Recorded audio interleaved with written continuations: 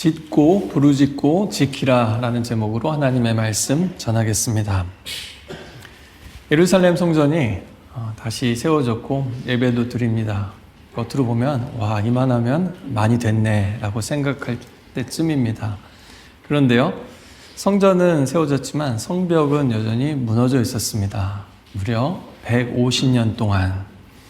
마치 그러니까 이 도시는 속옷만 입고 벌거벗고 있는 사람들처럼, 간신히 가리고 있는 사람들처럼 외부에서 보면 그렇게 상처받기 쉬운 모습으로, 부끄러운 모습으로, 무방비 상태로 그렇게 있었습니다. 고대 세계에서 이 성벽은 단순한 건축물이 아닙니다.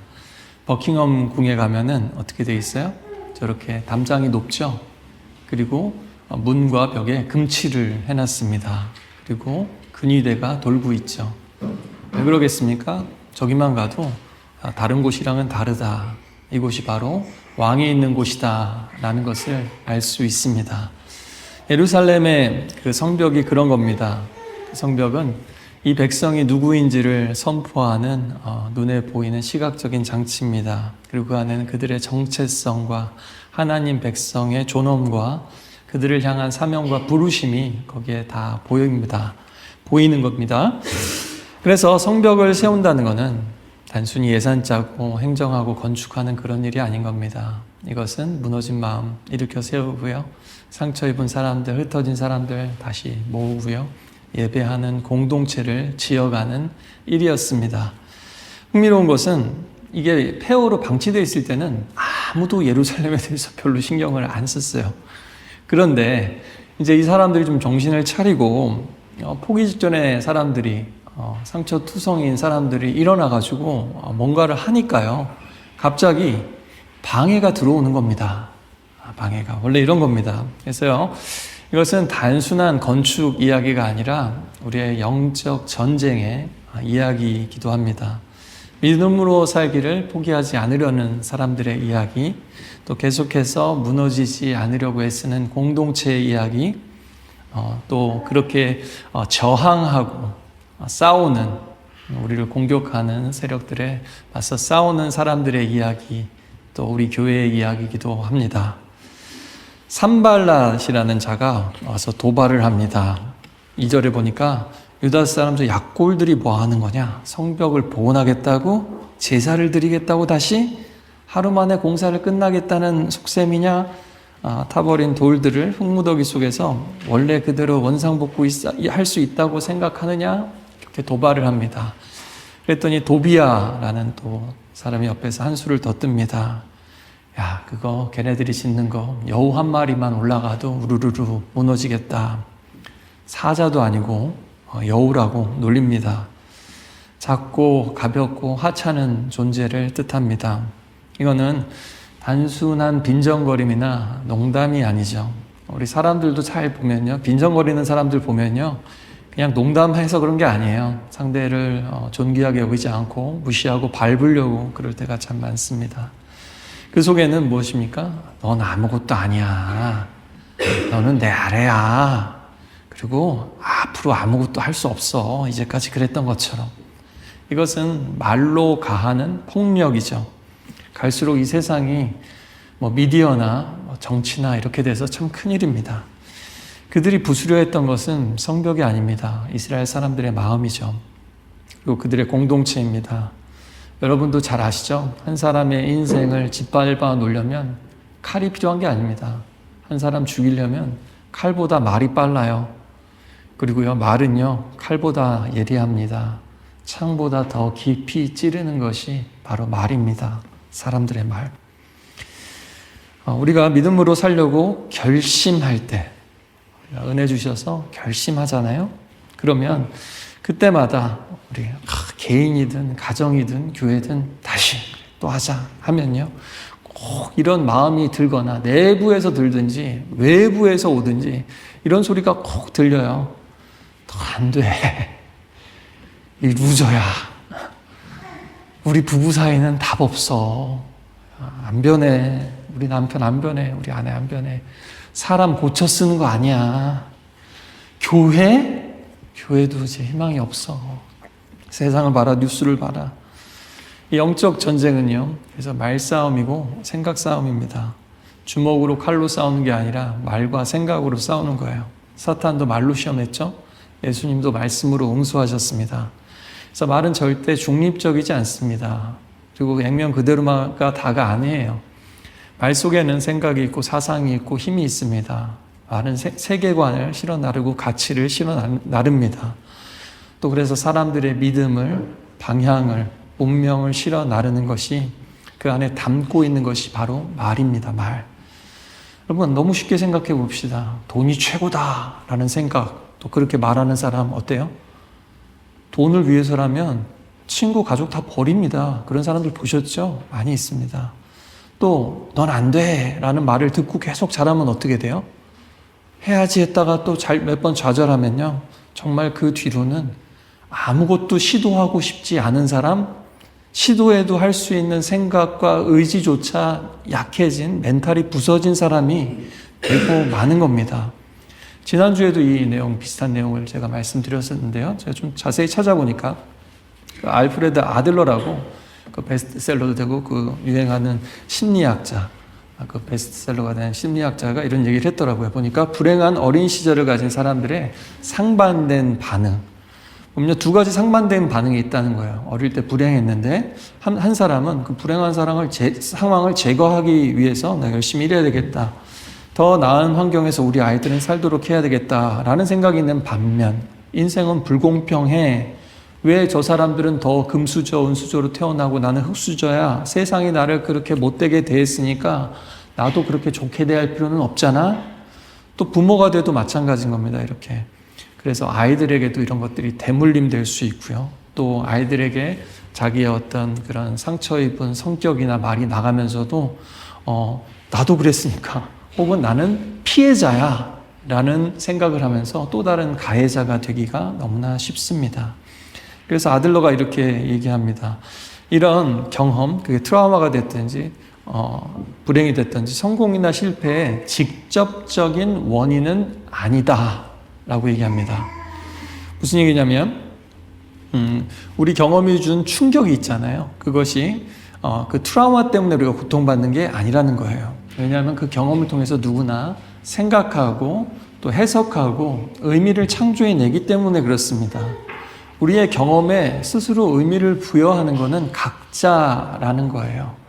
그래서 의미를 상황이 결정하는 것이 아니라 우리 자신이 결정해 간다. 고통이 우리를 규정하지 않는다.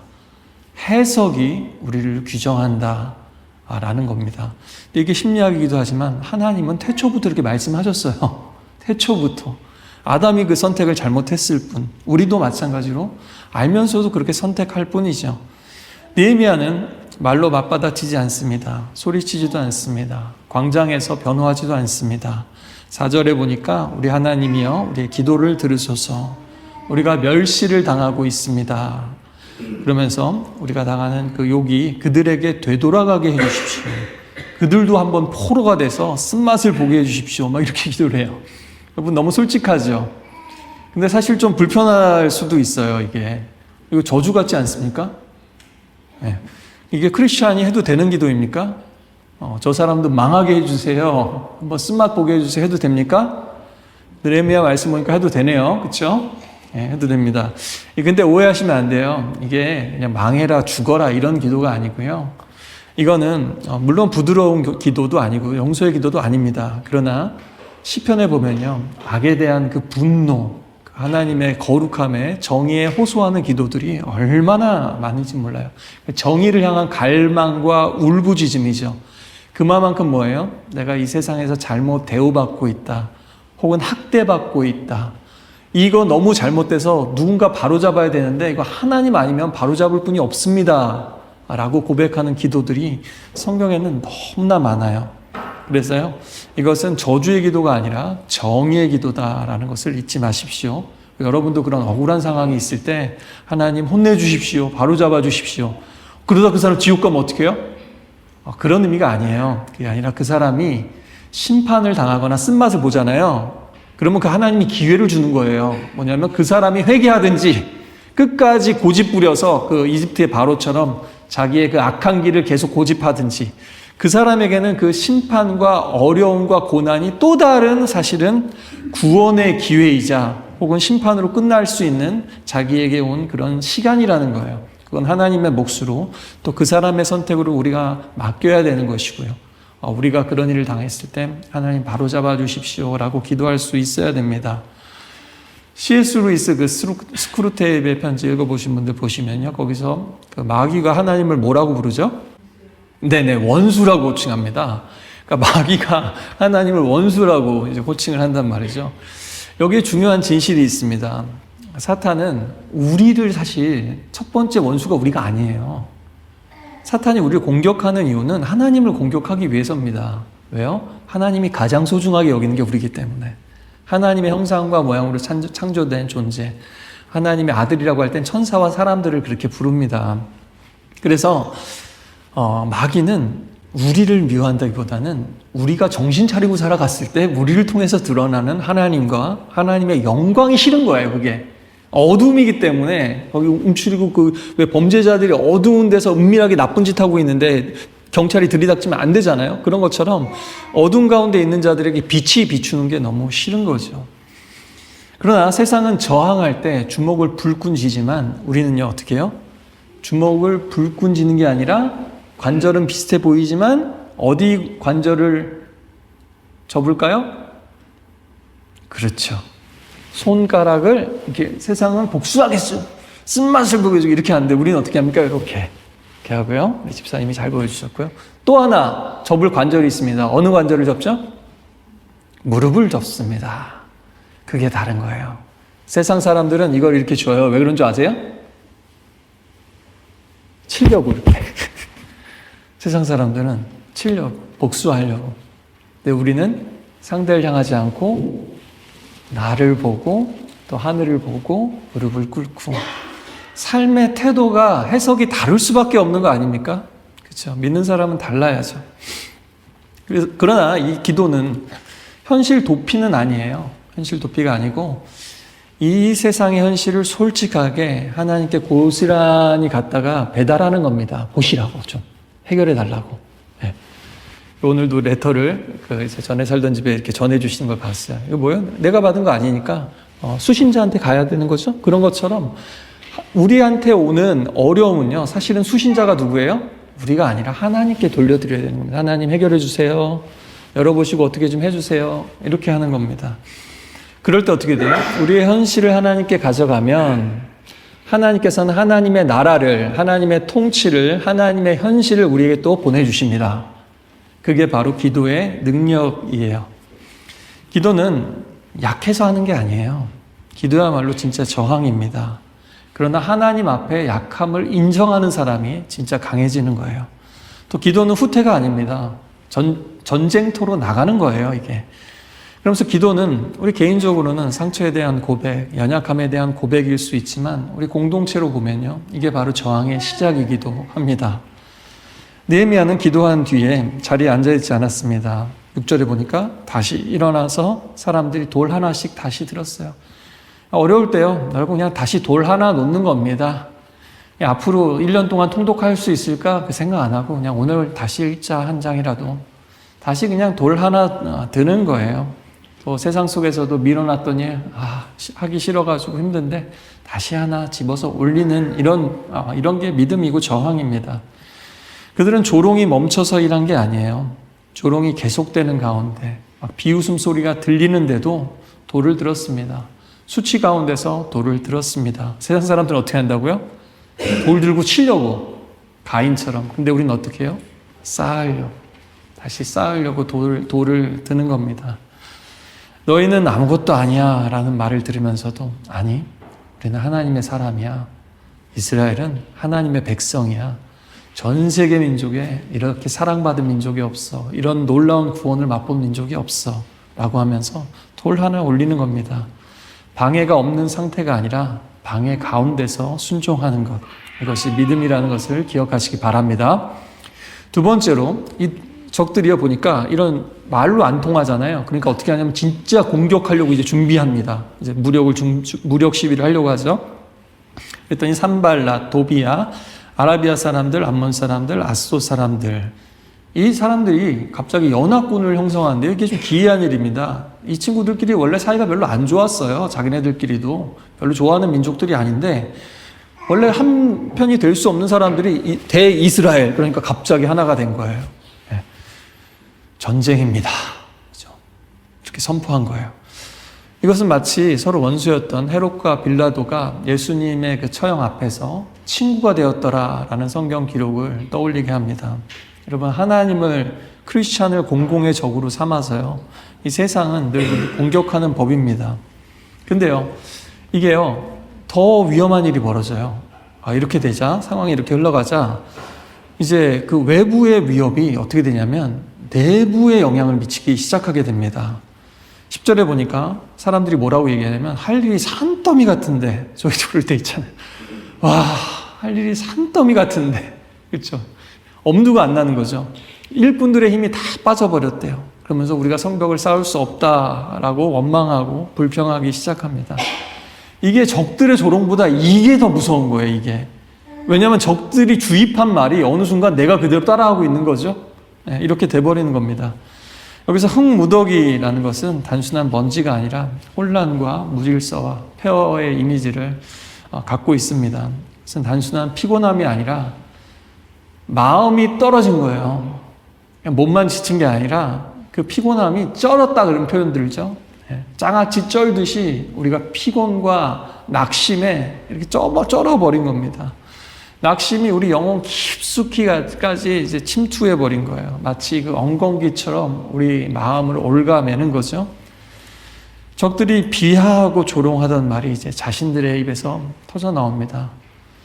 예전에 2002년 월드컵 전에는요, 대한민국 축구 A매치가 끝나면 늘 이렇게 사람들이 푸념했어요. 뭐라 그랬냐면, 대한민국 축구는 안 돼. 하나같이 막 이기고 있다가도 역전패당하고 막 이러니까요. 이게 뭐예요? 이런 푸념입니다. 다른 나라가 하는 것도 아니고 막 우리가 응원하다가 안 되니까. 그런데 결국에는 벗어나게 됐죠.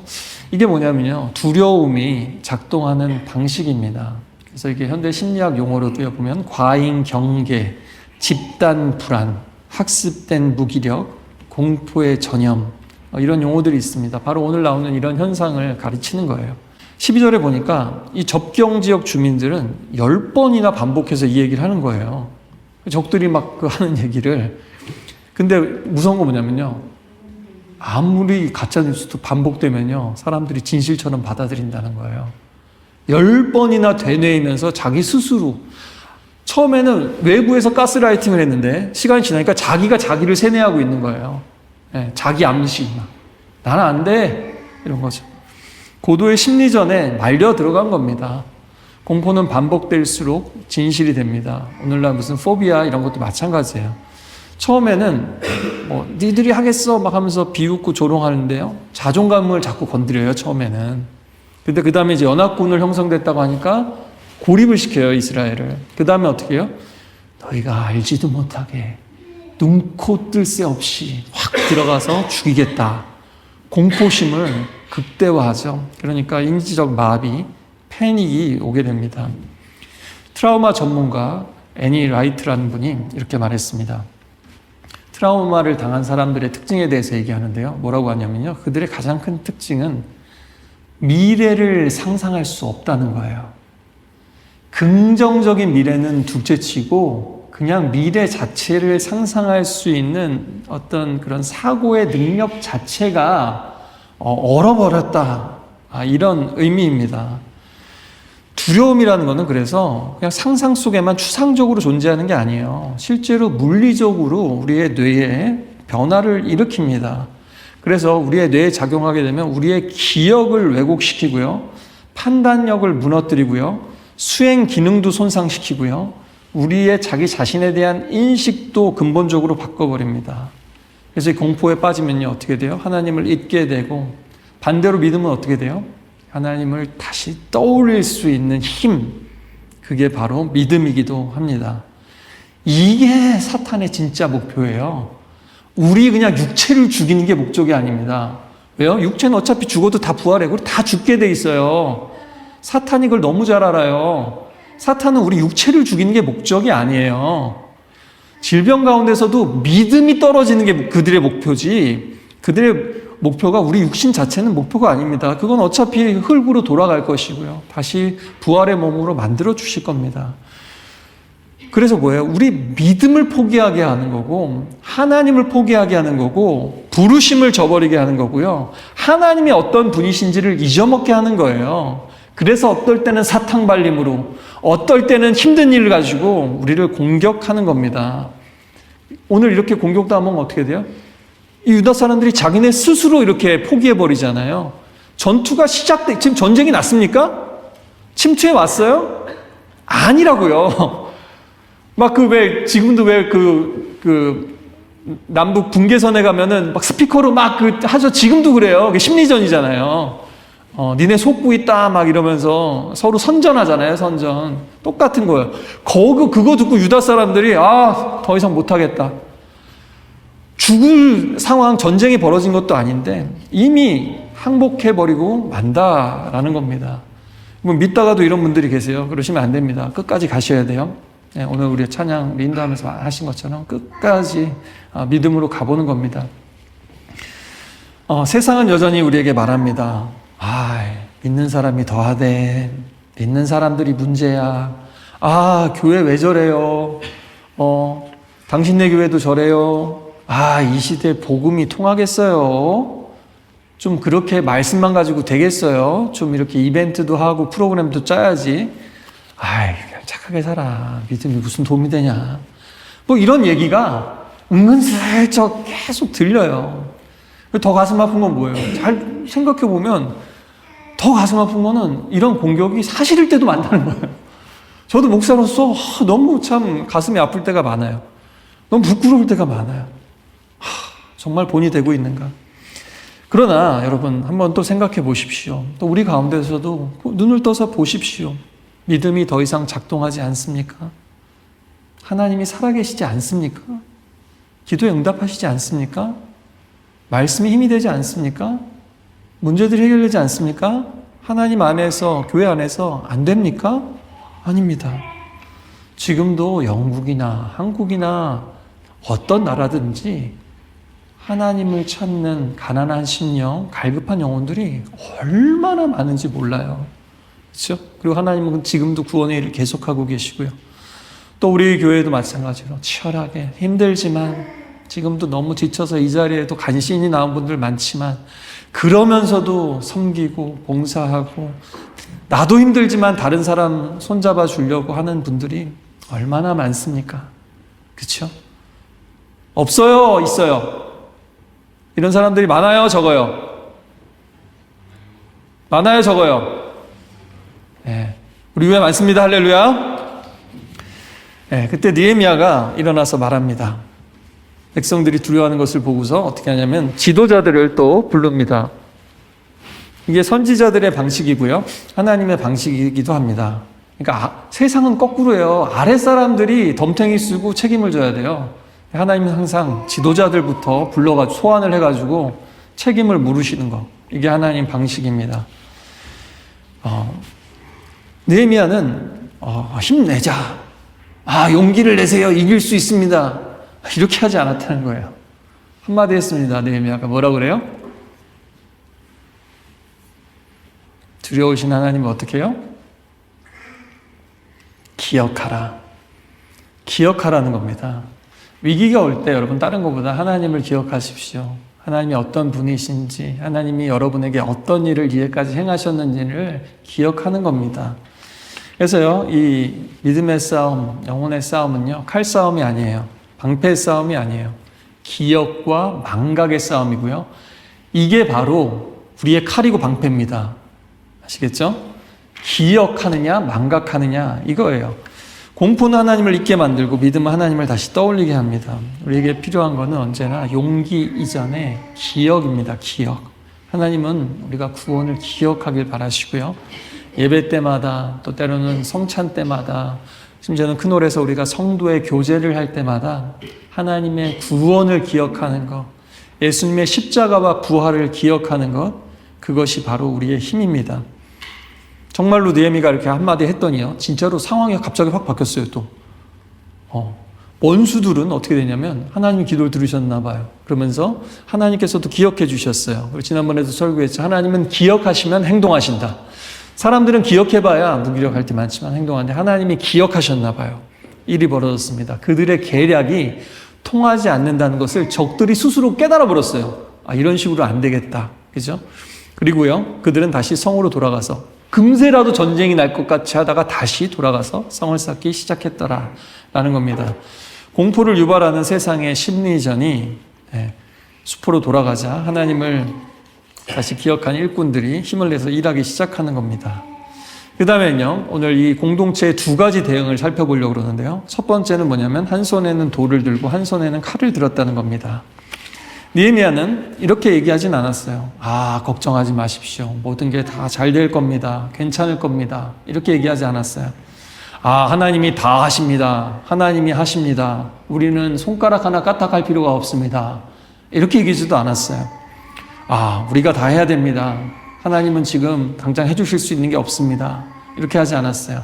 그냥 느헤미야는 어떻게 했어요? 하나님 의지하고 기억하고 기도하고 자기가 할 수 있는 걸 했습니다. 그리고 사람들을 어떻게 해요? 배치하고요. 13절에 보니까 16절에는 무장을 시키고요.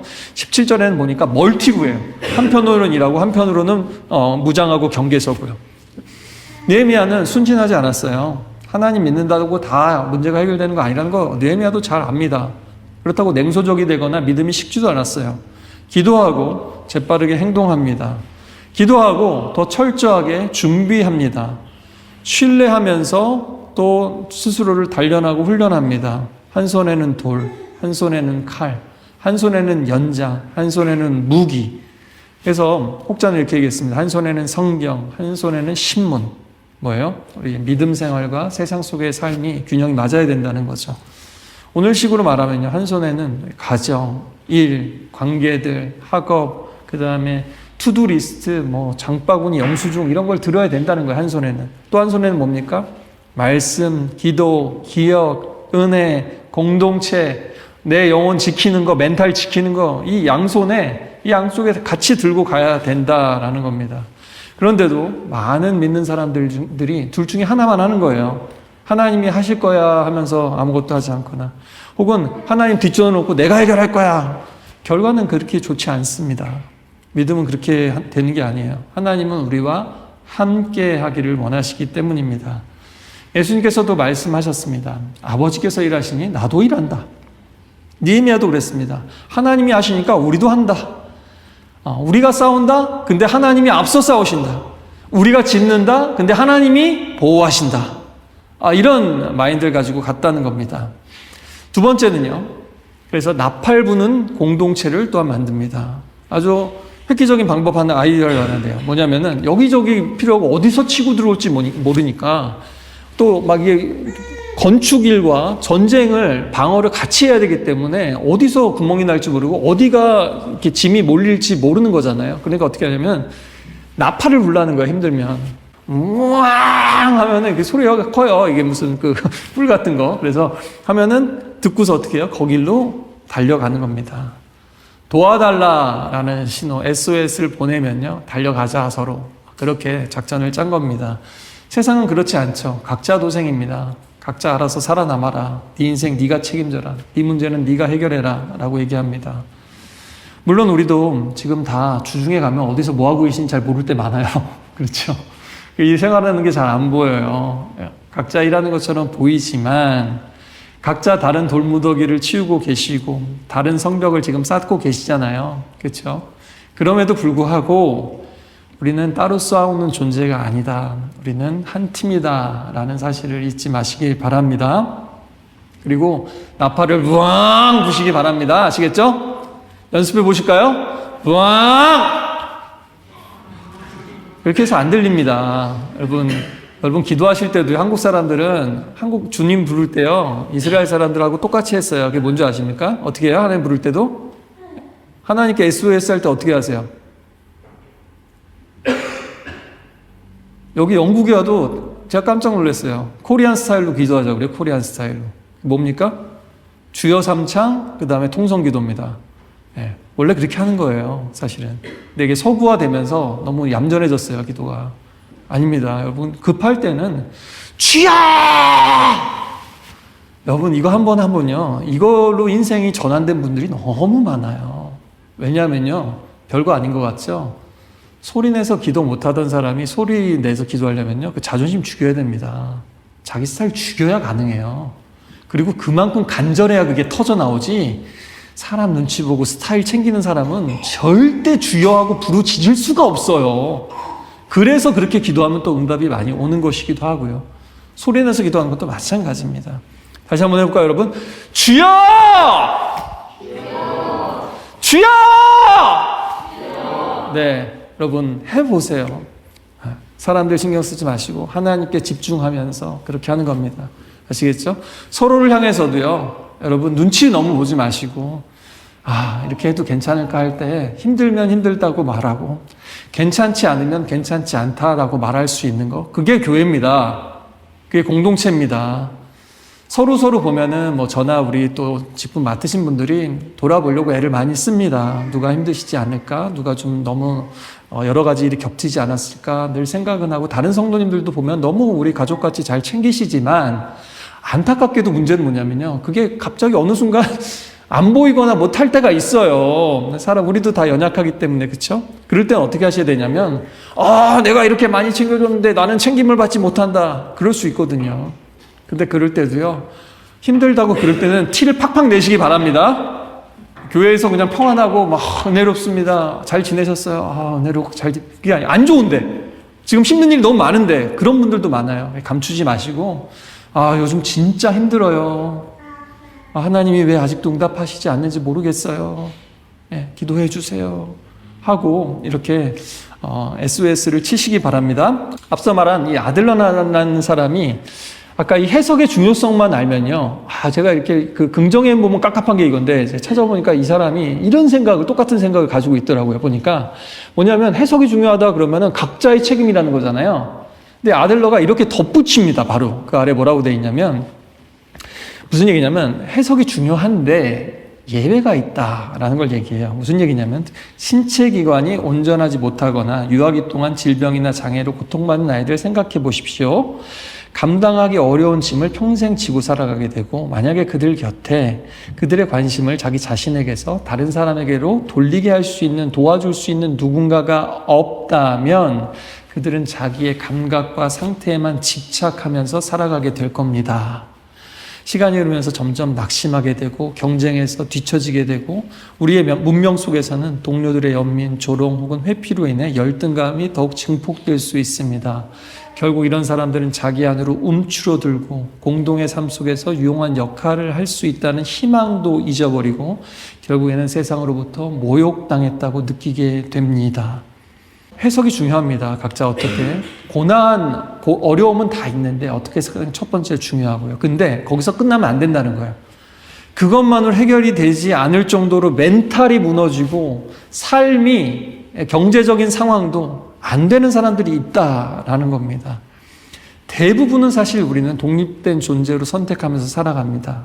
그러나 때로는 아닐 때가 있다는 거예요. 누구나 낙심할 때가 있고, 공격당할 때가 있고, 움츠러질 때가 있고, 상처 입을 때가 있고, 부끄러워서 숨 먹고 싶을 때가 있고, 나오기 힘들 때가 있고, 결국에는 절망하고 무너질 때가 다 인생에 한 번씩은 옵니다. 그렇지 않나요? 그럴 때 뭐가 필요합니까? 우와, 이 나팔 소리가 필요한 거예요. 아시겠죠? 그럴 때 나팔을 꼭 부시기 바랍니다. 하나님을 향해서 나팔을 부시고, 또 교회 공동체를 향해서 나팔을 부시기 바랍니다. 또 기도 제목도 저 해결되면 얘기할게요. 이런 분들도 계신데요. 프라이버시도 있지만 가능하면 문제가 있을 때 기도해 주십시오 하고 또 그렇게 공유해 주시고요. 또 그것이 프라이버시 같으면 또 다른 분들도 다 잘 존중하고 좀 지켜주시면서 그 대신에 같이 기도해 주셨으면 좋겠습니다. 그것이 바로 이 나팔의 공동체고요. 나 괜찮지 않아 라고 얘기할 수 있고, 나 여기 지금 무너지고 있어. 여기가 지금 무너질 것 같아. 지금 이 부서가 약해. 지금 저기 전도회가 그래. 지금 저 가정이 그래. 지금 저 아이가 그래. 이것을 우리가 들을 수 있고 볼 수 있고 그 소리를 듣고 달려갈 수 있는 공동체, 옥스포드 한인교회 되시길 바랍니다. 14절에도 보니까 두려워하지 마시오. 위대하고 두려우신 여호와를 기억하십시오. 세상을 두려워하지 말고 하나님만 두려워하면 다 끝난다는 거예요. 우리는 그저 돌만 쌓는 사람들이 아니라 사람을 다시 세우는 사람들입니다. 벽만 세우는 게 아니라 관계를 세우고 함께 예배하는 공동체를 조직해 나갑니다. 교회는 그 안에서 무너진 사람들이 일어나고요. 또 찢어진 관계들이 다시 붙여지고요. 짓눌린 영혼들이 다시 숨을 쉴 수 있게 될 때 진짜 공동체 교회가 되는 겁니다. 이스라엘 성벽이 어떤 공동체의 피부와 같다면은 사실 이 공동체는 심장 그 자체인 겁니다. 그리고 오늘 우리가 부는 나팔은 심장 박동과 비슷한 거예요. 그것이 우리를 하나님 은혜 가운데서 지킬 수 있도록 품어주시고 또 우리는 서로를 지켜나갈 수 있는 것입니다. 할렐루야. 오늘 이야기는 카리스마 있는 리더가 모든 것을 해결했다는 영웅담이 아닙니다. 오늘 이야기는 떨고 있던 사람들이 다시 움직이기 시작한 이야기입니다. 지쳐있던 사람들이 다시 돌을 들 수 있는 법을 배우는 이야기이기도 하고요. 이제 끝장났다라고 말하던 사람들이 이게 진짜 끝이 아니구나. 끝날 때까지는 끝이 아니구나라는 것을 아주 천천히 알아가는 과정입니다. 또한 아주 서툰 치유의 과정이기도 합니다. 슬픈 이야기 같지만 사실은 말씀을 보면서 여러분 위로가 되지 않습니까? 왜냐하면 이 느헤미야 공동체의 이야기는 또 우리 옥스포드 한인교회 공동체 이야기와 많이 닮아있기 때문입니다. 느헤미야 4장은 승리의 함성으로 끝나지 않았습니다. 대신에 그들이 한 사람도 옷을 벗지 않았고 심지어 물 마시러 갈 때도 경계를 풀지 않았다라고 합니다. 그들은 여전히 지쳐있고 힘이 없었지만 두려움은 여전히 그들을 장악하려고 했지만 그들은 포기하지 않았습니다.